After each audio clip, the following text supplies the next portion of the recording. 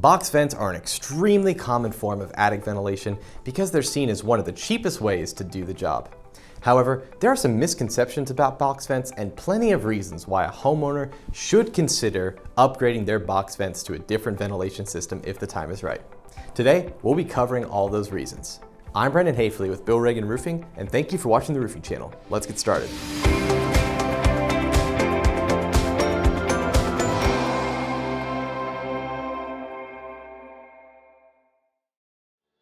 Passive versus active ventilation.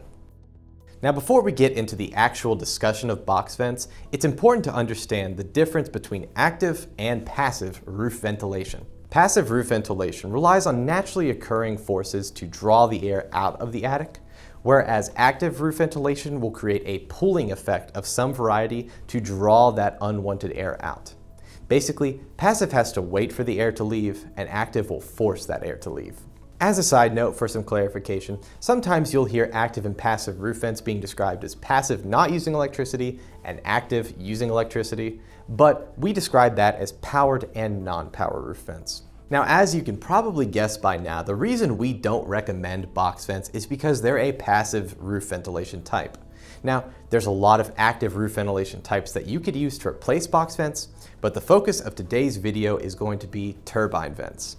Turbine vents are an active roof ventilation type that relies on naturally occurring wind to spin the turbine and create a drawing effect, sucking that hot and moist air out of the attic. The wind doesn't need to be that strong to get the turbine to start spinning, and the wind has to completely die for a little while for the turbine to stop spinning. Efficiency comparison. In terms of efficiency, it's hard to put a concrete number on just how much more efficient a turbine vent is compared to a box vent. And it does depend on your area having at least some amount of wind.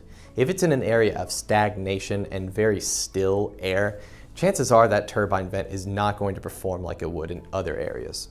Now, Lamanco, a trusted voice in the industry and a manufacturer of roof vents, does have calculations on how much roof ventilation a client may need. And in their calculations, a turbine vent, depending on the size, is roughly equivalent to 4 box vents. Now that equates to the 7, 10, or 15 or so box vents that's used to ventilate a large home, only needing 2, 3, or 4 turbine vents. Cost comparison.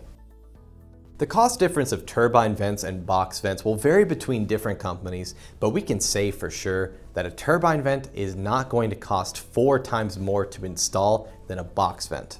That's right, this is not one of those times where somebody will preach how item 1 is way better than item 2, only before revealing that item 1 costs an arm and a leg compared to item 2. In fact, this is one of those times where getting item 1 might save you money. To give an example, we here at Bill Reagan Roofing will charge around the same price for a turbine vent installation as we would a box vent installation. The reason for this is because at the end of the day, it requires cutting a hole in the roof, and the installation is complicated.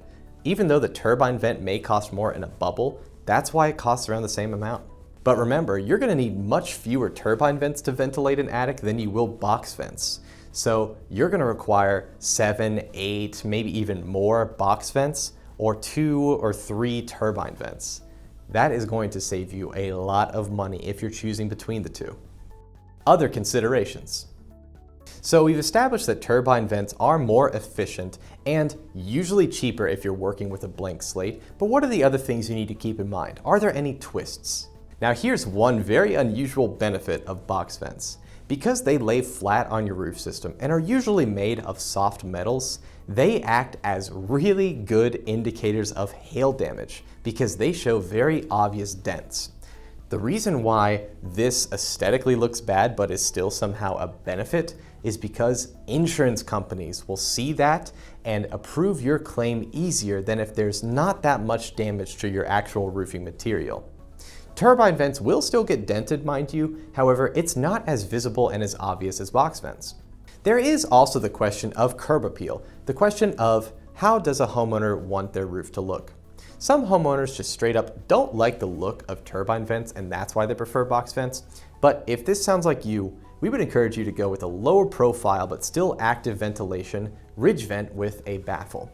It looks, like I said, a lot more low profile and is appealing to the homeowners who don't like the look of a turbine vent jutting out from their home. And if you have cathedral ceilings or an attic that you can't walk around in, then you'll need to get a ridge vent with a baffle likely anyways.